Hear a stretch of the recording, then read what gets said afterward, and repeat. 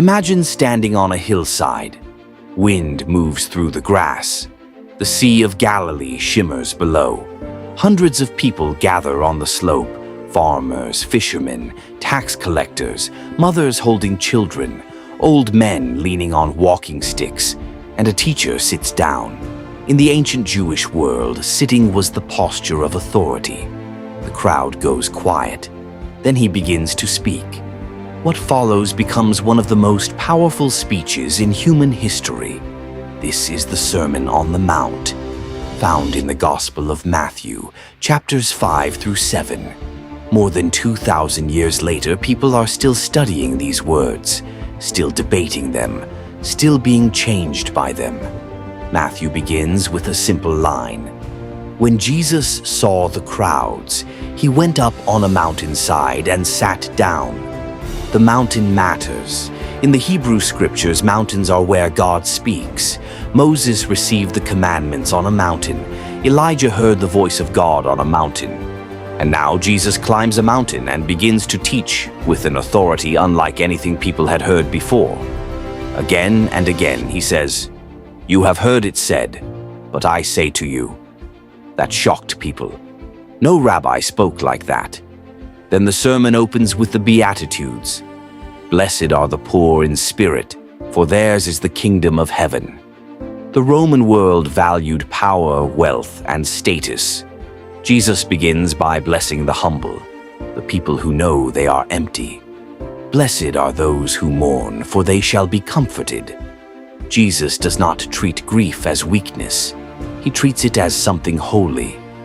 Blessed are the meek, for they shall inherit the earth. Not the violent, not the conquerors, the meek.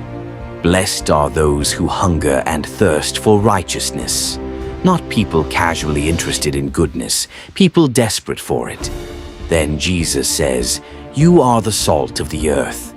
You are the light of the world." Salt preserved food from decay. Light pushed back darkness. Jesus tells ordinary people their lives matter more than they realize. Then he says something deeper. "Do not think I have come to abolish the law, but to fulfill it." He is not removing the law. He is revealing its deeper meaning. "You have heard it said, 'Do not murder.' But I say to you, anyone who is angry with his brother is in danger." Jesus moves beyond actions and into the heart, beyond behavior and into motive. Then comes one of the hardest teachings in the entire sermon. Love your enemies, not tolerate them, not ignore them. Love them. Pray for those who persecute you. In a world ruled by violence and revenge, those words sounded impossible.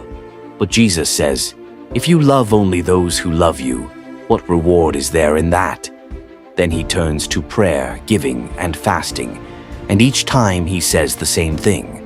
Do not do these things to be seen. Do them quietly. Do them in secret, because what happens in secret shapes who you become. Then Jesus teaches the most famous prayer in history. Our Father in heaven, hallowed be your name. Every line carries depth. Give us this day our daily bread. Daily dependence. Forgive us our debts as we forgive our debtors. The prayer forces people to confront how they treat others. Then Jesus speaks directly to anxiety. Do not worry about your life. He points to the birds flying overhead. They do not sow or reap, yet your Father feeds them. Then to the flowers growing in the fields. Even Solomon in all his glory was not dressed like one of these.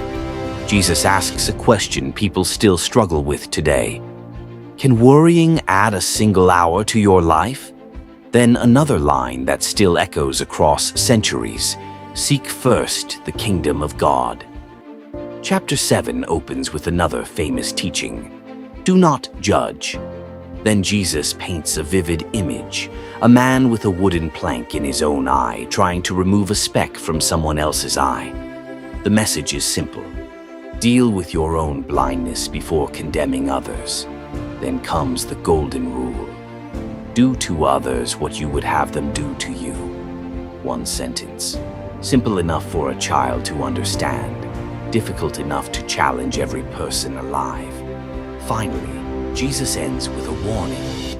Everyone who hears these words and puts them into practice is like a wise man who built his house on rock. Storms come, rain falls, winds crash against the house, but it stands because of the foundation underneath. Then Jesus describes another house built on sand. The same storm hits, but this house collapses. The difference is not the storm. The difference is the foundation. And that is the question at the center of the entire sermon. What are you building your life on? Matthew says the crowds were amazed because Jesus taught with authority unlike anyone they had ever heard. 2,000 years later, the Sermon on the Mount still shapes the world. It inspired movements for peace, justice, forgiveness, and nonviolence.